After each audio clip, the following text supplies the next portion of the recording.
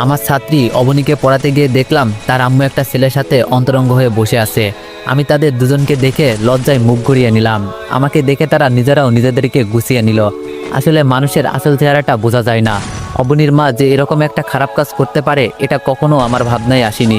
তবে চাহিদার প্রয়োজনে মানুষ অনেক জঘন্য কাজও করে থাকে। নিজের থেকে বয়সে অনেক ছোট ছেলের সাথেও মানুষ প্রেমের সম্পর্ক গড়ে তুলতে পারে, সেটা আমি আজ বুঝলাম।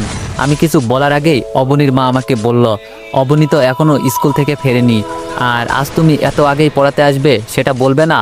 তখন আমি বললাম, আজ মাসের শেষ তারিখ, তাই একটু আগেই পড়াতে এসেছি, টাকাটাও দরকার ছিল। তখন অবনীর মা বলল, আচ্ছা ঠিক আছে, তুমি বসো, আমি টাকা নিয়ে আসছি। কিছুক্ষণ পর অবনীর মা এসে আমার হাতে 10,000 টাকা দিয়ে বলল, ও হচ্ছে আমার খালাতো ভাই সুজন, অবনীকে ওর কথা বলার দরকার নেই, তোমাকে অগ্রিম মাসে টাকাটাও দিয়ে দিলাম। তোমার নাকি টাকার সমস্যা বলেছিলে, আজকে পড়াতে হবে না, তুমি বরং কালকে এসো। টাকাটা নিয়ে আমি চলে আসি। অবনীকে পড়াই আজ 6 মাস হতে চলল। সত্যি বলতে অবনীকে আমি টাকার জন্যই পড়াই। অবনীর বাবার টাকা পয়সার কোনো অভাব নেই, তাই বাবা বিদেশে থাকেন, তাই আমাকে মাস শেষে 5,000 টাকা দিতে কোনো সমস্যা হয় না। 10,000 টাকা পেয়ে সেখান থেকে মাকে 4,000 টাকা দিলাম, আর বোনকে 1,000 টাকা। বাকিগুলো আমার প্রয়োজনে কাজে লাগবে, রেখে দিলাম। মাকে দেওয়া এটা আমার প্রথম কোনো উপহার।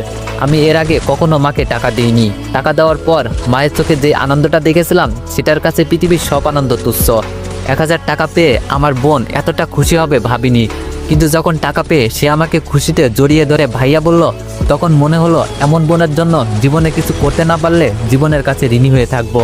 পরের দিন অবনীকে পড়াতে গিয়ে দেখলাম অবনী খুব সুন্দর করে সেজেছে।